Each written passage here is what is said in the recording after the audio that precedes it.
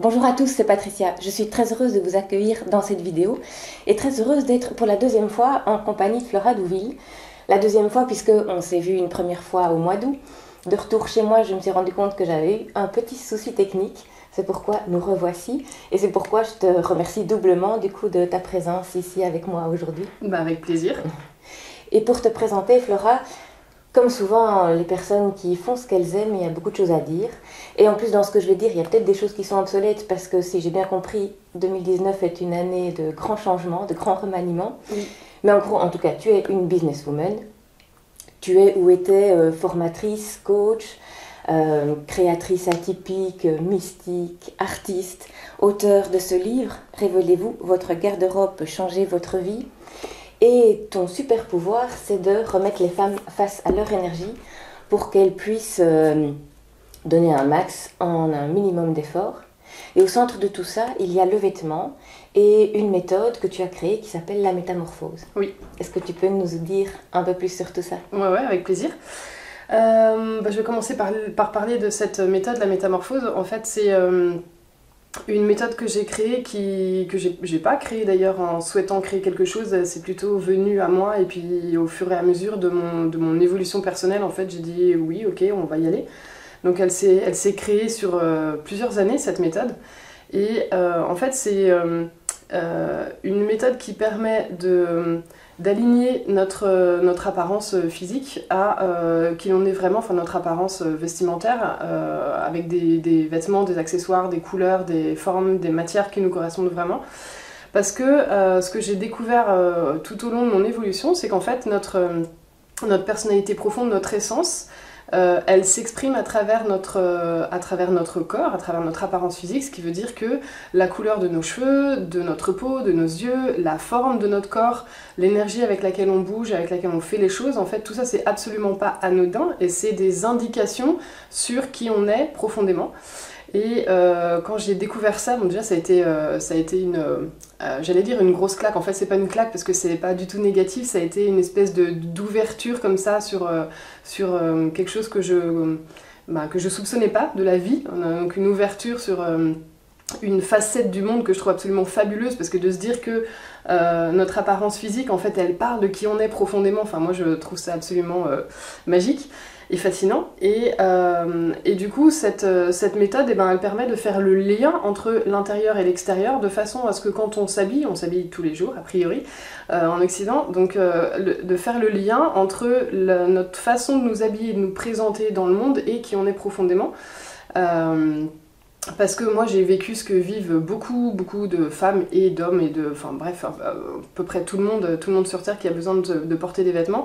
Bon, j'ai remarqué que c'était surtout les femmes qui avaient cette frustration, mais moi j'ai vécu la frustration de chercher à m'habiller, chercher à ressembler à qui je suis et puis pas trouver de correspondance. Et donc rester sans arrêt avec une espèce de décalage entre ce que je mets sur moi, comment je me présente au monde et qui je sais ou qui je sens être profondément à l'intérieur. Et ce décalage, il crée une grosse frustration parce qu'on a l'impression de jamais être vu pour qui on est vraiment. On a l'impression de jamais apporter ce qu'on a vraiment apporté aux autres et de rester toujours dans un espèce d'entre-deux, un truc, oui, j'essaie de dire qui je suis avec mes vêtements, avec mes fringues, mais ça marche pas très bien.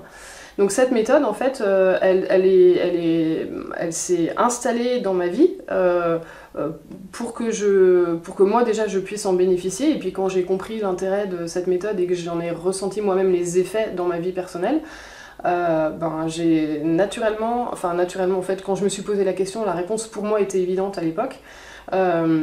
Je me suis dit, il faut que je diffuse cette méthode, il faut que le plus de personnes possible puissent en bénéficier, en tout cas que les personnes qui ont besoin de cet outil puissent savoir qu'il existe.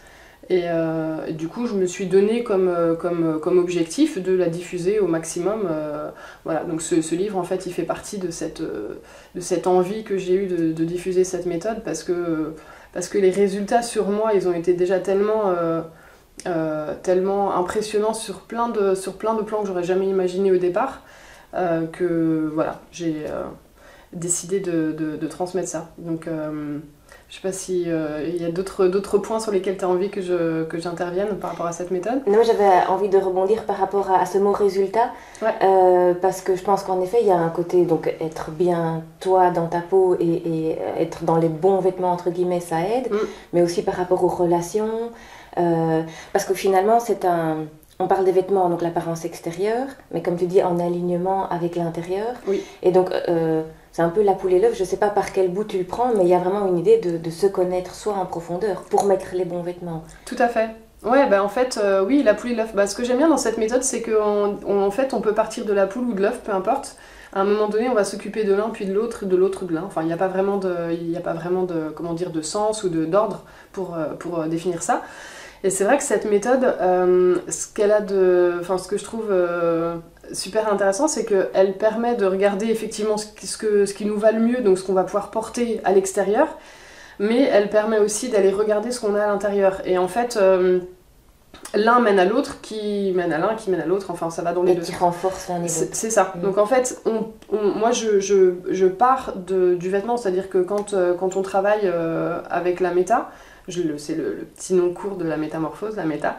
Quand on travaille avec la méta, en fait, on commence par travailler, on part de l'extérieur en fait pour rentrer à l'intérieur et ensuite revenir vers l'extérieur, mais finalement après ce va-et-vient il se fait constamment.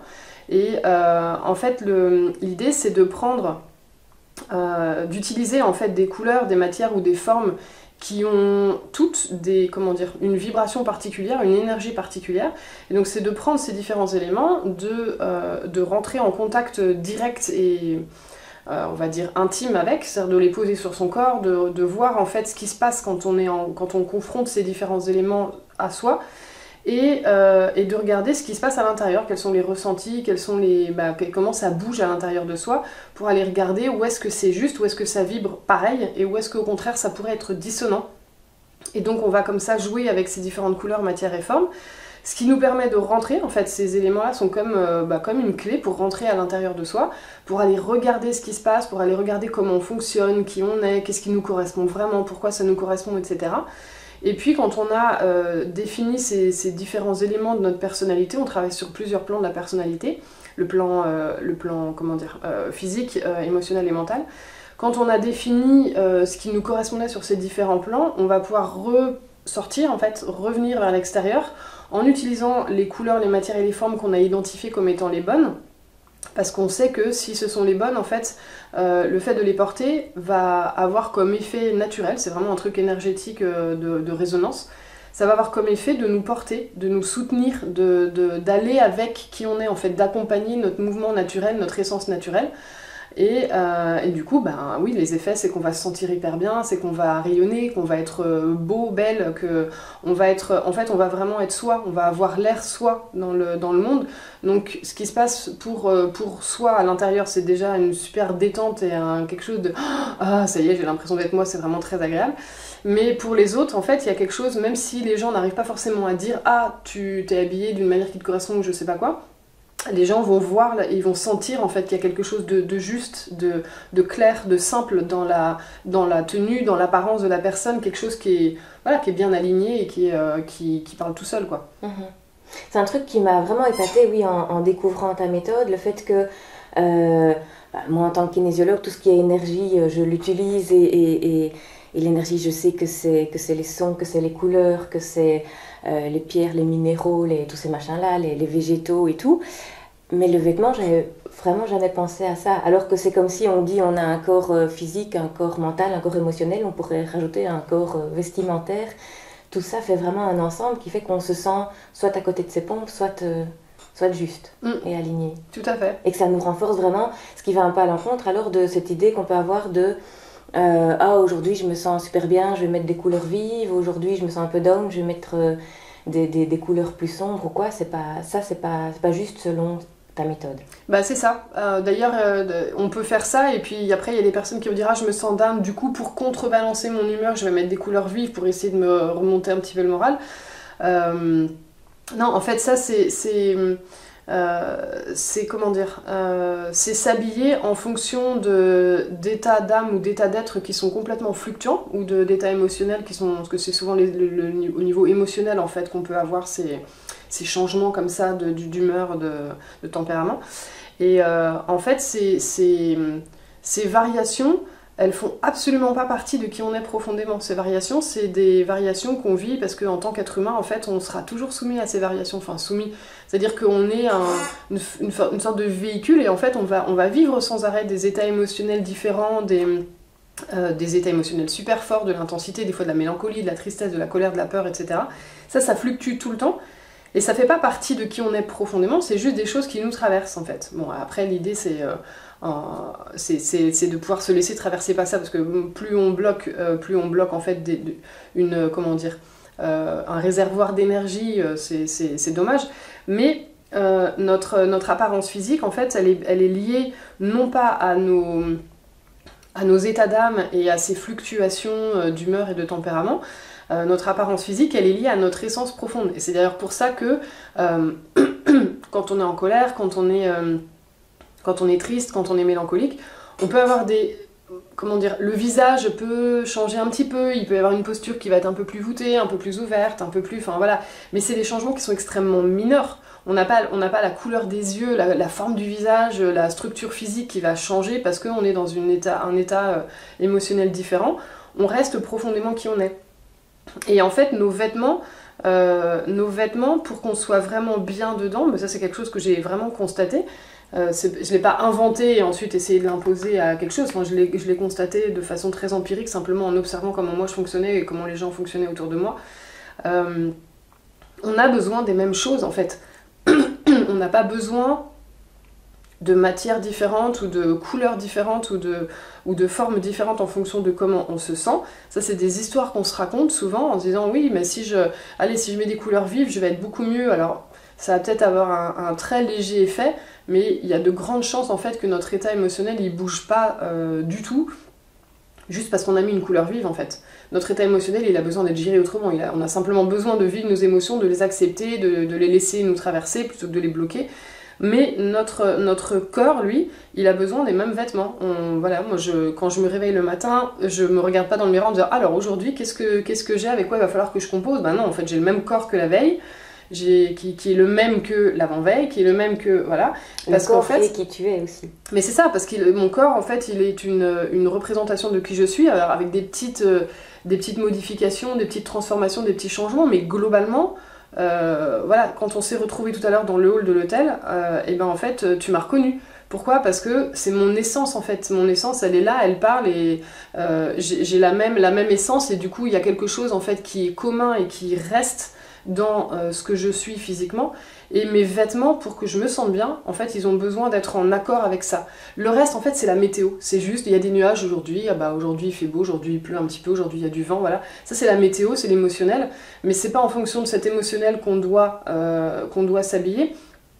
Parce que sinon, en fait, il nous faudrait une garde-robe immense avec une couleur pour quand je suis un peu mélancolique, une couleur pour quand je suis un peu triste, etc. Ça changerait tout le temps et on serait toujours en train d'essayer de s'adapter à des choses qui sont très fluctuantes à l'intérieur de nous en laissant complètement tomber ce que l'on est profondément, ce que l'on est vraiment, quoi, notre base. Donc ça n'a pas de sens. Et puis ce que j'ai constaté aussi, c'est que les couleurs, les matières et les formes qui nous correspondent, en fait, c'est vraiment des énergies sur lesquelles on vibre profondément, dans lesquelles on est extrêmement bien.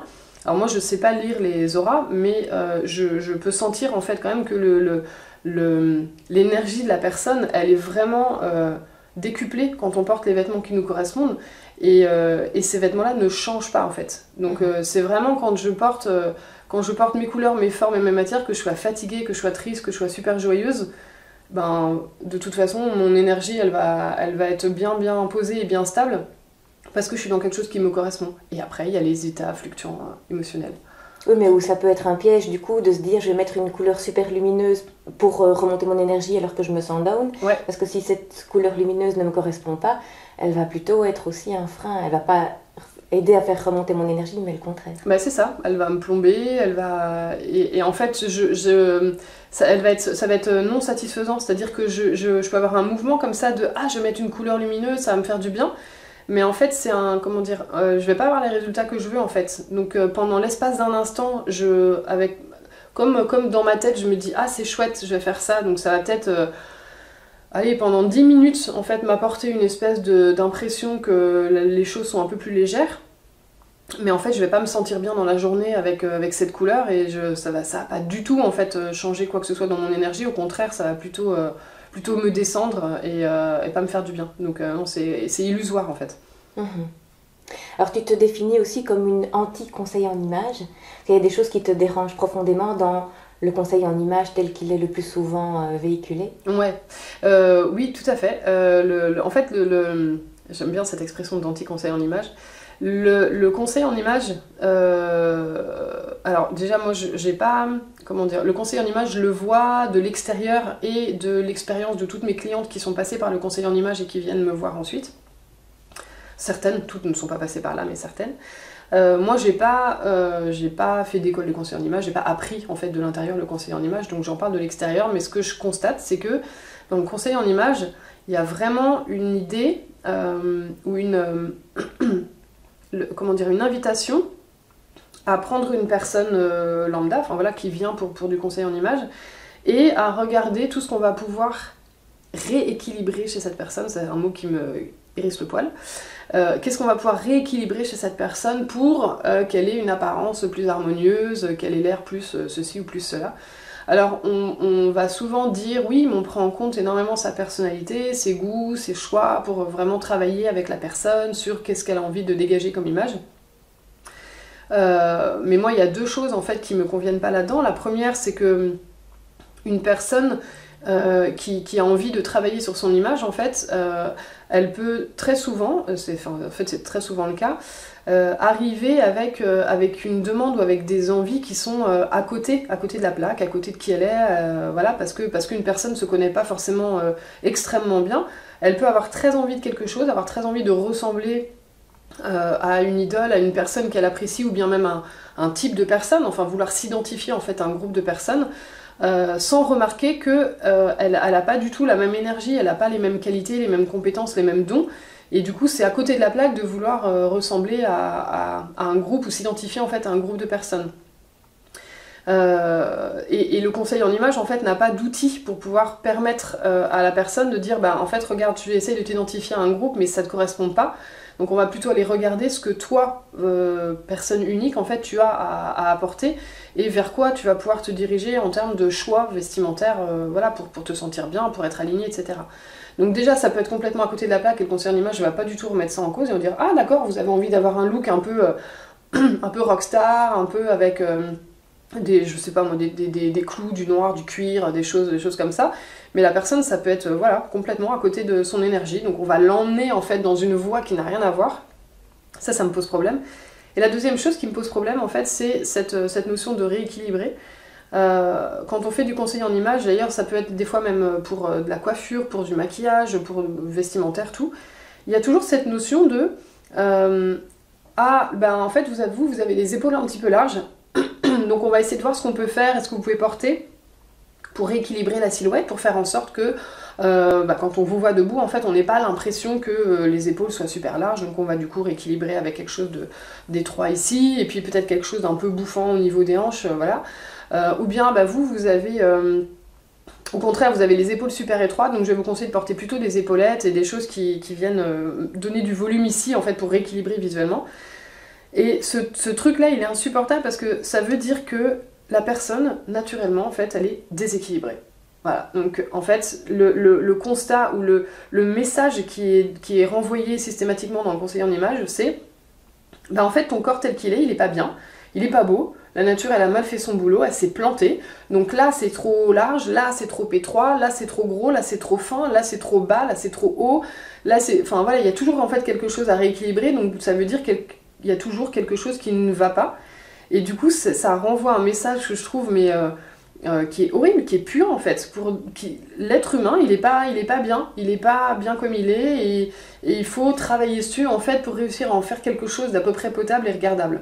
Comme s'il y avait l'exigence de coller du coup à un standard, tout le monde, voilà. Les épaules doivent être comme ceci, les hanches comme cela, exactement. la taille des pieds. Oui, voilà, et puis alors après, il y a la silhouette de certaines femmes en fait à qui on dit ah ben alors toi t'as vraiment de la chance parce que t'as la silhouette parfaite, toi tu peux tout te permettre, tu peux tout mettre, tu peux tout porter, il n'y a pas besoin de quoi que ce soit. Donc il y a effectivement l'espèce de standard de beauté, le truc idéal, voilà la silhouette qu'il faut avoir, et en fait quand on n'est pas dans cette catégorie, il faut tout faire pour avoir l'air d'être dans cette catégorie, ou pour, voilà, pour essayer de mettre du volume ou de cacher des trucs en fait pour faire comme si on y était. Ça prend absolument pas en compte la diversité humaine qui est absolument magnifique et en fait qui est révélatrice de plein de dons et de plein de compétences, parce que notre apparence physique, elle vient, comment dire, enfin en fait elle est comment dire, le miroir ou l'expression concrète de talents, de compétences et de dons. Et le fait de vouloir mettre tout le monde dans la même silhouette, en fait, ça veut dire, en fait, on veut juste qu'il y ait quelques dons, il y a quelques dons qui sont, quelques compétences qui sont vraiment valorisées, le reste, c'est pourri, on n'en veut pas. C'est vraiment ça que ça revient à dire. Et moi, je suis pas du tout d'accord avec ce message qui est véhiculé par le conseiller en image, donc effectivement, ce que je fais, c'est de l'anti-conseiller en image, parce que j'amène une méthode qui est là pour révéler vraiment le beau et l'unique chez chacun et chacune. Et il n'est pas du tout question de rentrer dans une boîte et d'essayer de ressembler à un standard ou à un modèle unique. Au contraire, l'idée c'est vraiment de mettre en avant ce qu'on a de plus beau, de plus spécifique et de plus... voilà, même... comment dire c'est pas unique le mot que je cherche, mais de singulier, voilà. Ce qu'on a vraiment de plus singulier. Mhm. Et cette métamorphose, tu l'as vécue toi-même pour comprendre un peu ce qui t'a amené là-dedans, parce que dans ton livre, il est dédicacé à la petite Flora qui ne comprend pas le monde dans lequel elle est arrivée. Et donc tu as trouvé les sous-titres ou le décodeur quand tu as découvert ce lien entre les couleurs, les vêtements. Comment est-ce que tu en es arrivé là en fait? Alors, en fait, la métamorphose m'a vraiment... m'a aidé à comprendre beaucoup de choses sur mon fonctionnement et sur le fonctionnement des autres. On parlait de relations tout à l'heure, effectivement, moi elle m'a énormément aidée dans mes relations. Quand j'étais petite, moi je me suis énormément identifiée à Alice au pays des merveilles, qui arrive dans un monde où elle a l'impression que tout le monde est fou, que c'est du grand n'importe quoi. J'ai passé beaucoup de temps en fait dans mon enfance à essayer de comprendre les règles des adultes et à essayer de comprendre le sens des choses et me dire mais ça n'a juste... Il y a énormément de choses en fait qui n'avaient aucun sens pour moi, donc j'étais là dans ce monde en train de me dire qu'est-ce que... Bon, je vais suivre les règles que je crois avoir identifiées mais ça n'a pas de sens, donc enfin bref, c'était très compliqué. Et j'ai passé beaucoup de temps à observer en fait, observer les gens, observer les adultes, observer le monde de manière générale, et puis le monde plus concrètement autour de moi et la nature qui m'environnait. Et puis en fait, vers 16 ans, le démarrage de cette méthode, en fait, c'est que j'ai fait, donc vers 16 ans, un stage pour découvrir les couleurs qui me correspondent et leur signification symbolique et psychologique. Et en fait, la personne qui faisait ces stages, c'est avec elle ensuite que j'ai travaillé pour essayer de mieux comprendre mes couleurs, et donc elle était psychothérapeute. J'ai travaillé avec elle pour mieux comprendre mes couleurs et pour les intégrer plus profondément, parce qu'il y a des choses que j'arrivais pas à sentir encore. Et au fur et à mesure des années, je me suis lancée dans les arts appliqués au niveau de mes études en parallèle. Mais au fur et à mesure des années, en fait, j'ai voulu mieux comprendre, j'ai voulu apprendre, j'ai voulu qu'elle me transmette ce qu'elle savait. Et puis ensemble, en fait, on a animé des stages. Et puis au fur et à mesure, on s'est rendu compte qu'il manquait, enfin que travailler sur les couleurs n'était pas suffisant. Et donc on a comme ça développé on a fait des recherches nous-mêmes au niveau des matières et des formes pour essayer de comprendre de quoi on avait besoin, parce que je me rendais compte que les personnes qu'on accueillait en stage, en fait, elles pouvaient porter leur couleur, mais il y avait toujours quelque chose qui était pas complètement adapté, qui n'était pas tout à fait ajusté dans leur tenue vestimentaire. Et c'est là qu'on s'est dit, il faudrait qu'on regarde au niveau des matières et des formes s'il n'y a pas aussi une correspondance comme ça, quelque chose qui nous correspond davantage qu'autre chose. Et c'est comme ça qu'on a mis au point notre méthode. Mais ça s'est fait, oui, voilà, sans que, c'est ce que je disais tout à l'heure, ça s'est fait sans que je cherche vraiment à me dire, allez, je vais créer quelque chose, j'ai besoin de créer un outil, parce que moi-même, je l'avais expérimenté. Ce qui s'est passé, c'est que moi, j'ai ressenti une fascination et vraiment beaucoup de puissance dans le fait de porter mes couleurs. Et puis, j'ai expérimenté pour aller vers les matières et les formes. En expérimentant, j'ai commencé à transmettre et j'ai moi-même expérimenté les bienfaits de cette méthode pendant que j'étais en train déjà de transmettre et d'animer des stages et de travailler avec des clientes en fait. Mais ce que je peux observer, c'est que depuis le temps que j'utilise cette méthode, mes relations, notamment mes relations familiales, elles se sont radicalement transformées. Et donc autant quand j'étais adolescente, j'avais l'impression de faire partie d'une famille qui était complètement dysfonctionnelle, où je me disais en fait si j'ai envie d'arriver un jour à vivre, au sentiment de vivre dans une famille qui va bien, il faudrait qu'on fasse des dizaines d'années de thérapie familiale, enfin voilà, je ne voyais pas comment c'était possible.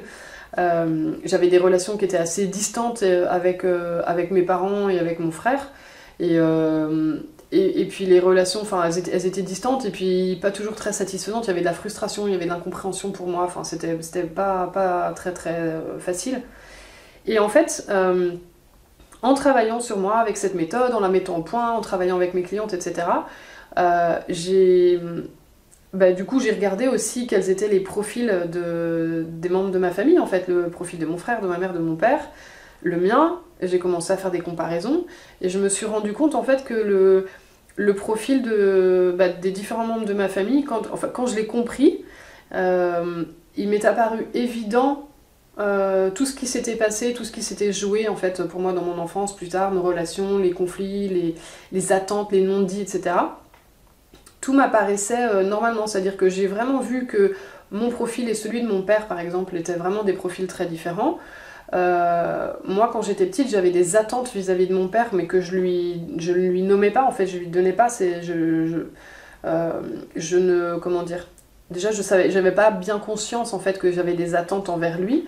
J'étais persuadée que c'était normal d'attendre ça, d'attendre quelque chose de son père, qu'avec une fille avec son père devait vivre un certain nombre de choses. Et comme mon père, je le sentais distant, qu'il venait pas beaucoup me voir, me parler, me poser des questions sur ma vie, sur comment ça se passe à l'école, etc., j'étais persuadée que du coup mon père s'intéressait pas à moi, que mon père m'aimait pas, enfin voilà, et donc il y avait quelque chose qui était cassé en fait dans notre relation. Et lui, sans doute qu'il avait d'autres attentes parce qu'il avait une autre représentation de la relation père-fille. Tout à fait. C'est exactement ça. Il avait lui aussi des attentes et une vision de comment une famille fonctionne et de comment les choses se passent. Et en fait, dans le profil de mon père, donc il a l'énergie de la terre dans sa façon de fonctionner émotionnellement. Et les gens qui ont de la terre, en fait, sont des gens qui alors qui s'épanchent pas du tout en fait sur comment ils se sentent, comment ils voient les choses. Enfin, c'est pas des personnes qui vont comme ça naturellement ou spontanément aller engager la conversation, parler, poser des questions, s'intéresser, être curieux. C'est pas du tout leur mode de fonctionnement. Ils ont un mode de fonctionnement beaucoup plus posé, extrêmement présent. Ça veut dire que si moi je veux aller le voir pour lui demander quelque chose ou lui dire quelque chose, il sera toujours présent et à l'écoute, mais lui va jamais me demander. Et quand j'ai compris ça, j'ai fait mais ah, c'est évident. Alors après, il y a aussi mon père est pas parfait, il est humain, donc il y a aussi des moments où il aurait pu voir que, voilà, il aurait pu en fait agir, aller vers moi davantage que ce qu'il a fait, etc. Mais en fait, c'était le jour où j'ai compris quel était son profil, tout ça a complètement volé en éclats, il n'y avait plus aucune importance. C'est-à-dire j'ai compris en fait fondamentalement la différence qu'il y avait entre nous, j'ai compris mes attentes, j'ai compris pourquoi mon père n'avait pas répondu à ses attentes simplement parce que je ne les avais pas formulées, j'ai compris le fonctionnement de mon père de manière générale, son fonctionnement naturel, et ça a complètement, en fait, ça a fait tomber toutes les attentes, les frustrations, tout l'aspect émotionnel qui pouvait venir d'une impression de ne pas être aimé. C'est ça. Comme tu le voulais, en tout cas. Exactement. En fait, tout ça est tombé. Et il restait plus que moi, mon père, notre relation. Et ensuite, qu'est-ce que j'ai envie d'en faire ? Est-ce que j'ai envie est-ce que j'ai envie de passer du temps avec lui ou pas ? Est-ce que j'ai envie de lui dire des choses ou pas ? Et après, tout est devenu extrêmement simple. Et du coup, ma relation à ma famille aujourd'hui, elle est d'une simplicité, mais incroyable. Personne n'a changé dans cette famille. Je n'ai même pas parlé de ces changements que moi j'ai vécu en profondeur aux membres de ma famille en fait. Donc il n'y a rien qui a bougé, j'ai même pas discuté avec eux de ces éléments, rien du tout. Mais simplement mon rapport à eux, à l'intérieur de moi, a tellement été transformé que du coup ma relation elle s'est complètement transformée. Et maintenant j'ai énormément de plaisir à passer du temps avec mon père, mais il a pas changé pour autant en fait. C'est simplement que je le vois tel qu'il est, que j'ai pas d'attente en fait, j'ai pas d'attente cachée ou y a rien du tout qui vient entacher cette relation qu'on a tous les deux, la relation que je peux avoir avec mon frère également.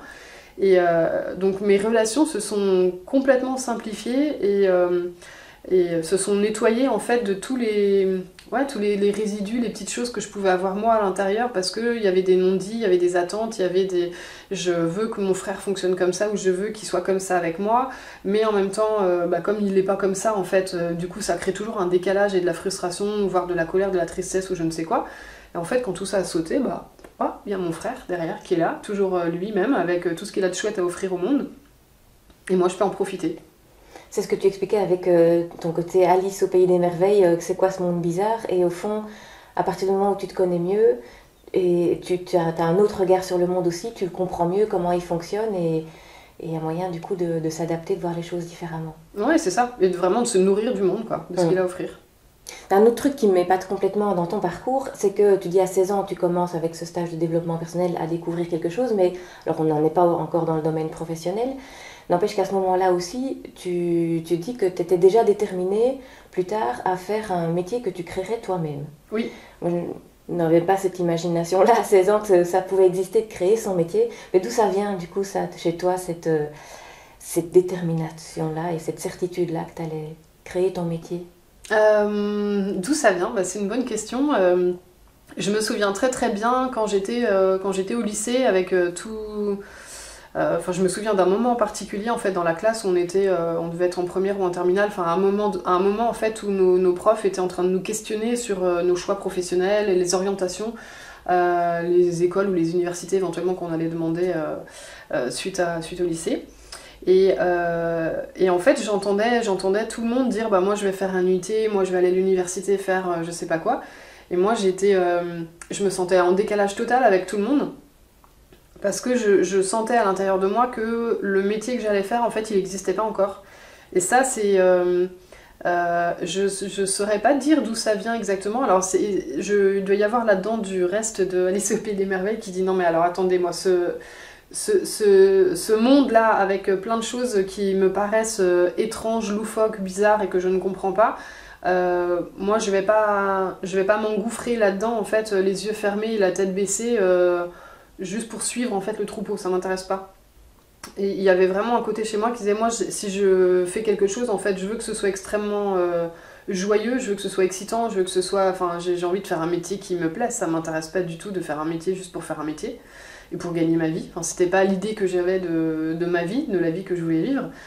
Et du coup, à ce moment précis, oui, c'était je devais avoir 16 ans, c'était très clair que le métier que je ferais plus tard n'existait pas et que j'allais l'inventer. Par contre, je savais pas du tout, c'est tout ce que je savais en fait, j'avais pas plus de clarté sur la voie qu'il fallait prendre en fait pour créer ce métier, ou à quoi ça allait ressembler, ou voilà, mais je savais que j'avais cette certitude en fait, que mon métier n'existait pas encore. Ouais, ça c'était une certitude profonde. Alors, mon père en fait m'a toujours dit on s'en fiche un peu de ce que tu fais comme étude, ce qui est important c'est que tu fasses quelque chose qui te plaise. Voilà, donc ça c'est quelque chose qui était quand même en fond dans ma famille, c'était important que, pour mes parents en tout cas, que je fasse quelque chose qui m'intéresse profondément. Ma mère, elle avait pas pu, ses parents lui avaient pas autorisé à faire les études qu'elle avait envie de faire, elle avait envie de faire des études d'art et elle a pas pu. Et je pense que pour mes parents, du coup, c'était important de dire on va pas refaire la même chose, donc voilà, choisis quelque chose qui t'intéresse. Et du coup, j'avais cette détermination déjà voilà, qui était présente. C'est vrai que c'est comme si c'était peut-être quelque chose qui était loin et qui n'était pas concret, mais qui fait que tu as mis un pas devant l'autre et que tout s'est mis en place comme ça naturellement, de rencontres en opportunités. Et que tu as commencé donc, si j'ai bien compris, par au début faire des formations avec la psychologue là, sur les couleurs. Oui.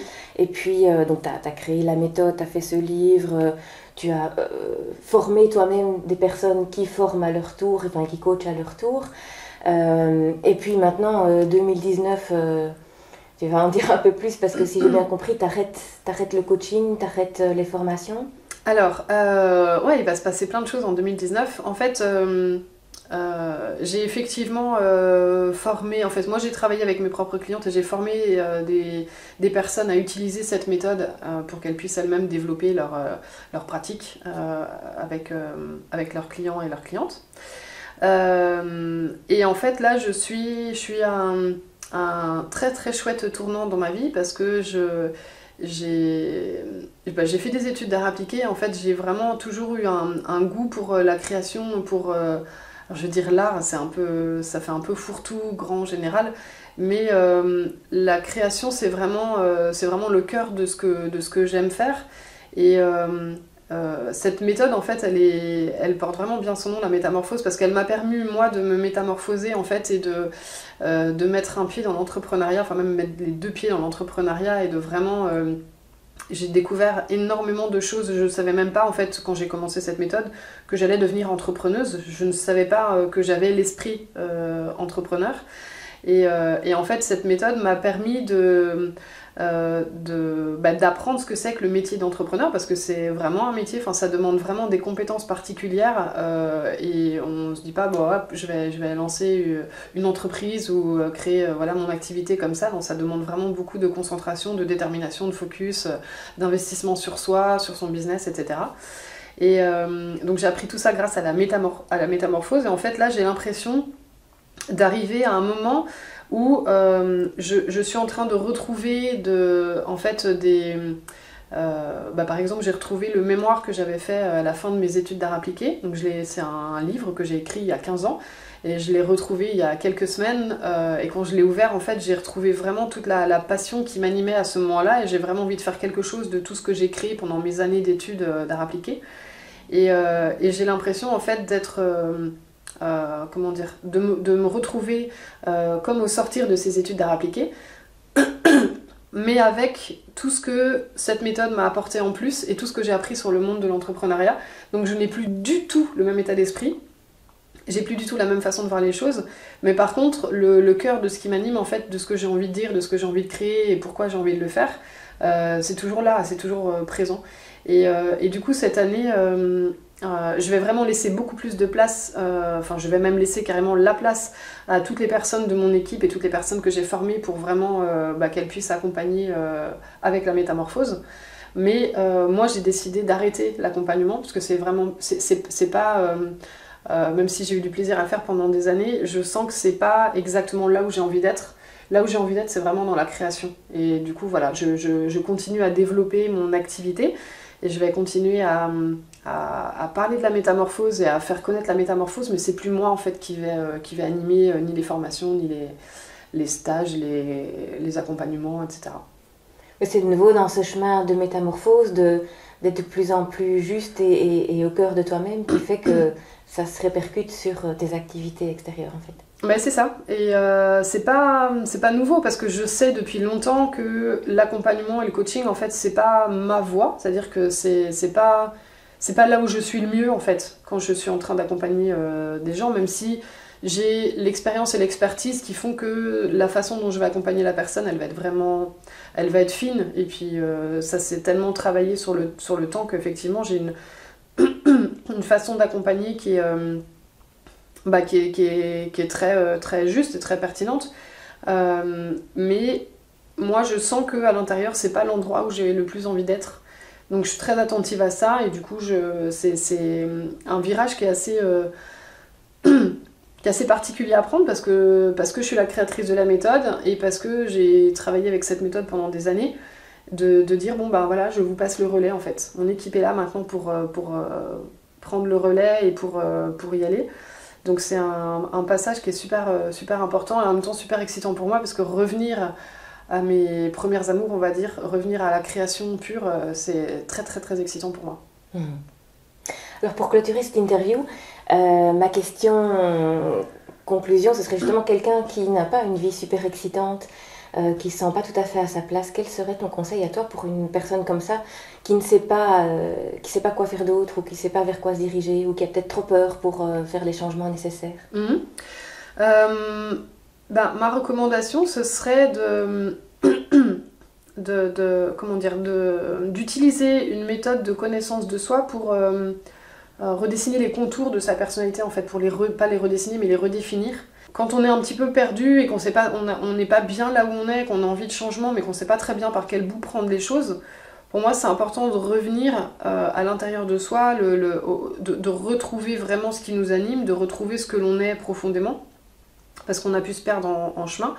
Et du coup, d'utiliser, voilà, ça peut être la métamorphose, ça peut être un accompagnement poussé avec une méthode de connaissance de soi, pour redéfinir qui on est, redéfinir vraiment ce qui nous intéresse et quels sont je sais pas comment dire, les axes d'intérêt, enfin vraiment les choses qui nous motivent profondément. Et du coup, retrouver en fait juste un fil qu'on va pouvoir commencer à tirer pour avancer. Parce que quand on est perdu, en fait, voilà, on ne sait plus dans quelle direction aller, mais la première direction à regarder, en fait, pour moi, c'est à l'intérieur. C'est pas d'aller chercher à l'extérieur, mais vraiment de revenir à l'intérieur. Donc de s'offrir un stage profond de connaissance de soi, de s'offrir un accompagnement avec un coach qui va vraiment nous aider à regarder ce qui se passe à l'intérieur et de revenir à nos désirs profonds. Ça me semble être le premier pas, en fait, quand on est dans cette situation. Par quel bout prendre les choses, c'est Ouais. par le bout de l'intérieur, en fait. Oui, voilà. Voilà. Un grand merci pour cette interview, Flora. Un grand merci à vous de nous avoir suivis et n'hésitez pas à liker, à partager si cette interview vous a plu et que vous pensez qu'elle peut en intéresser d'autres aussi. Et je vous dis à très bientôt dans une prochaine vidéo.